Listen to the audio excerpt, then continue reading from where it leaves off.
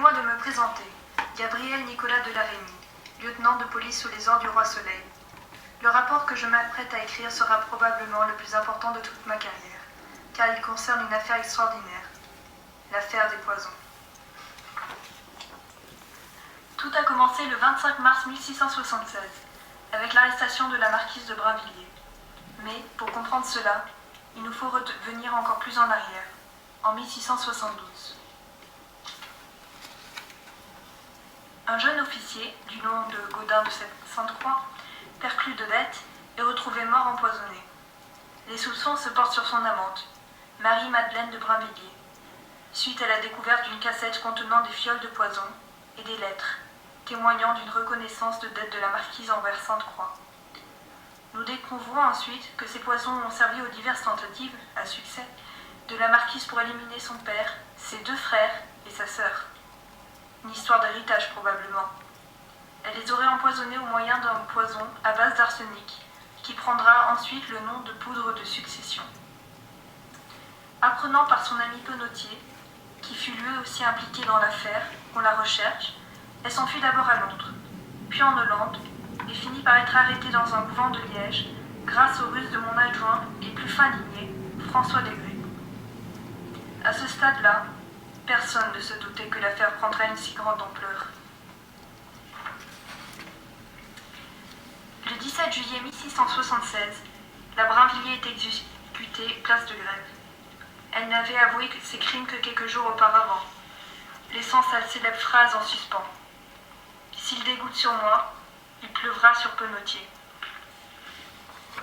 Ce dernier ne fut emprisonné que 4 ans, faute de preuves. L'affaire aurait pu se clore ici si plusieurs facteurs n'étaient pas intervenus en contre cela. Grâce à ces aveux, j'ai découvert, en menant une enquête approfondie, qu'il existait tout un réseau d'empoisonneurs dans les bas quartiers de Paris, et notamment dans la rue Saint-Denis, dans la plus grande discrétion et l'anonymat. Avant de continuer, je dois vous expliquer l'ampleur que cette affaire prit à la cour. Cela devint une affaire de compétition, à cause de Louvois et de Colbert.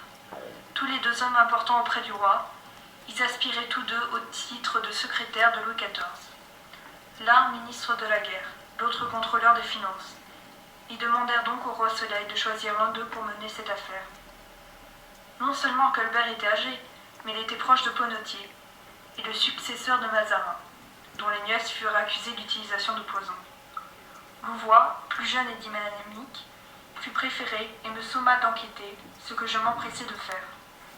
Entre-temps, une guerre éclata entre les 2 hommes d'État. Ma découverte laissa tout le monde coi. L'engrenage de l'affaire des poisons continue à tourner et impliquait de plus en plus des personnes de la haute société.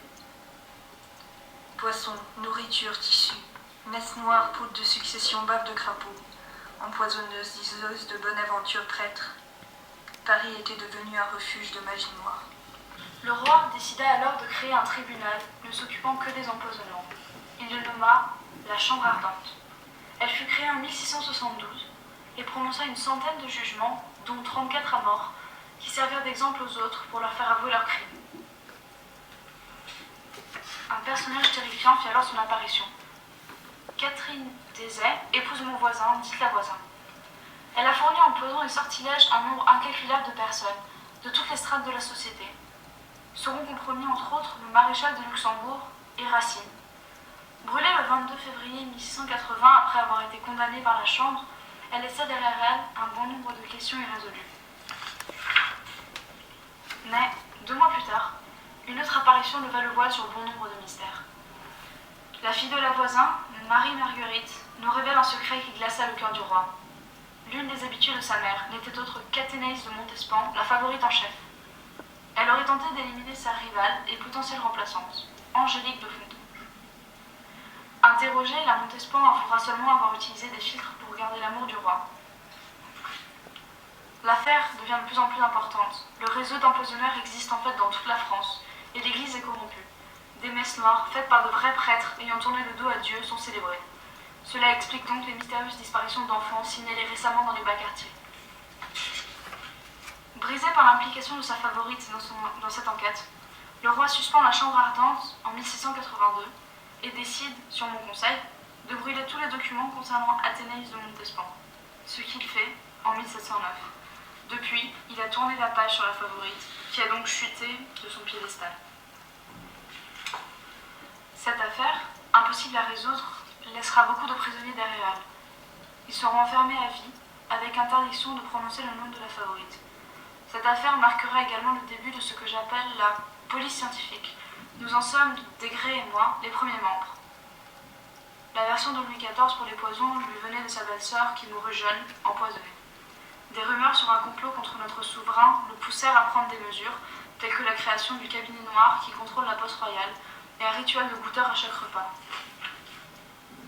Cette affaire provoqua un bouleversement majeur au sein du règne du roi Soleil et encore impossible à résoudre intégralement. Le rapport rédigé en janvier 1711 de Gabriel Nicolas de Larigny.